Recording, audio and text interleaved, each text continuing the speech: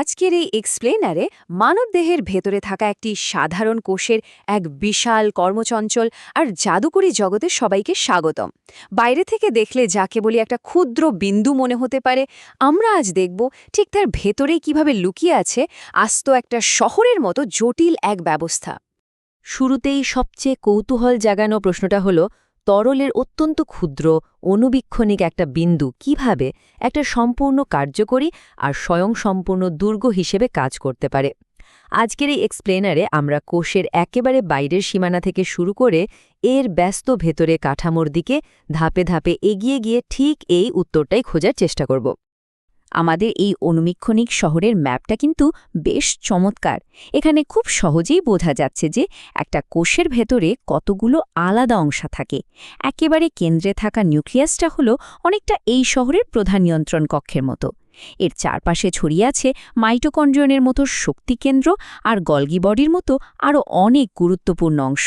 এই ম্যাপটা মাথায় রেখেই চলুন এই শহরের নির্দিষ্ট কিছু জায়গার দিকে নজর দেওয়া যাক। সীমানা এবং চলাচল কিভাবে এই শহরকে রক্ষা করা হয়। যে কোনো আধুনিক শহরের মতোই কোষেরও কিন্তু একটা নিজস্ব সিকিউরিটি ওয়াল বা প্রতিরক্ষা প্রাচীর আছে। কোষের সবচেয়ে বাইরের এই স্তরটিকে আমরা বলি কোষ পর্দা বা সেল মেমব্রেন। এটি কোষের ভেতরের সমস্ত উপাদানকে শুধু সুরক্ষিতই রাখে না, বরং কোন জিনিসটা ভেতরে ঢুকবে আর কোনটা বাইরে যাবে তা একদম কড়া পাহারাদারের মতো নিয়ন্ত্রণ করে।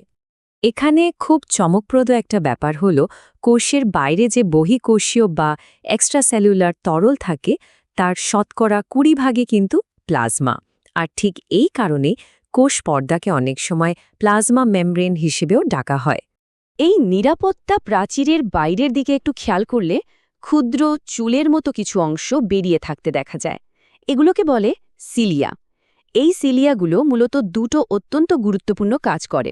এগুলো কোষের চলাচলে সাহায্য করে আর চারপাশের পরিবেশ থেকে প্রয়োজনীয় বিভিন্ন উপাদান শোষণে সাহায্য করে। কোষীয় পরিবেশ। এবার চলুন দেয়ালের ভেতরে ঢোকা যাক। পর্দা পেরিয়ে ভেতরে ঢুকলেই আমরা সাইটোপ্লাজম দেখতে পাব।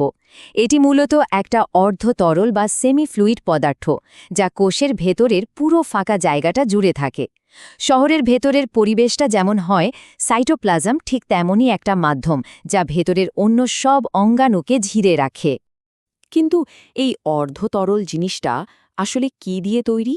এতে আছে পানি, বিভিন্ন ধরনের আয়ন, জৈব যৌগ আর এনজাইম।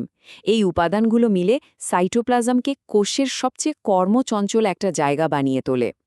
কোষের বেঁচে থাকার জন্য প্রয়োজনীয় অসংখ্য রাসায়নিক বিক্রিয়া ঘটার জন্য এটি একদম নিখুঁত একটা পরিবেশ। অভ্যন্তরীণ মহাসড়ক অর্থাৎ এন্ডোপ্লাজমিক রেটিকিউলাম। সাইটোপ্লাজমের আরেকটু গভীরে গেলে জালের মতো ছড়ানো বিশাল একটা নেটওয়ার্ক দেখা যায়।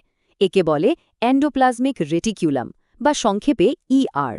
এটি অনেকটা শহরের ব্যস্ত হাইওয়ের মতো একটা চ্যানেল, যার ভেতর দিয়ে কোষের বিভিন্ন উপাদান এক জায়গা থেকে অন্য জায়গায় যাতায়াত করে। আর এই বিশাল নালীপথ কোষের ভেতরের অনেক রাসায়নিক বিক্রিয়া ঘটার জন্য প্রয়োজনীয় জায়গাও তৈরি করে দেয়। এই ইআর কিন্তু আবার দু ধরনের হয়, অমসৃণ আর মসৃণ। কাঠামোগত পার্থক্যের কারণেই এদের কাজগুলো আলাদা। অমসৃণ বা রাফ ইয়ারের গায়ে রাইবোজোম লেগে থাকে, আর এদের মূল কাজ হল প্রোটিন তৈরি করা বা প্রোটিন সংশ্লেষণ। এই পুরো প্রক্রিয়াটা আবার রাইবোনিউক্লিক অ্যাসিড বা আরএনএর সাহায্যে ঘটে। অন্যদিকে মসৃণ বা স্মুথ ইয়ারে কোনো রাইবোজোম থাকে না, তাই এদের কাজও আলাদা। এরা মূলত স্টেরয়েড সহ বিভিন্ন চর্বি বা লিপিড তৈরি করে। একই নেটওয়ার্ক, কিন্তু কাজ কতটা ভিন্ন, তাই না?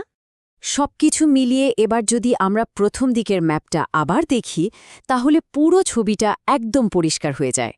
সুরক্ষাকারী দেয়াল বা কোষপর্দা, ভেতরের সাইটোপ্লাজম আর জালের মতো ছড়িয়ে থাকা এন্ডোপ্লাজমিক রেটিকুলাম, সবাই মিলে কিভাবে একটা পারফেক্ট সুসংহত ইউনিট হিসেবে কাজ করছে সেটা সত্যি অভাবনীয়।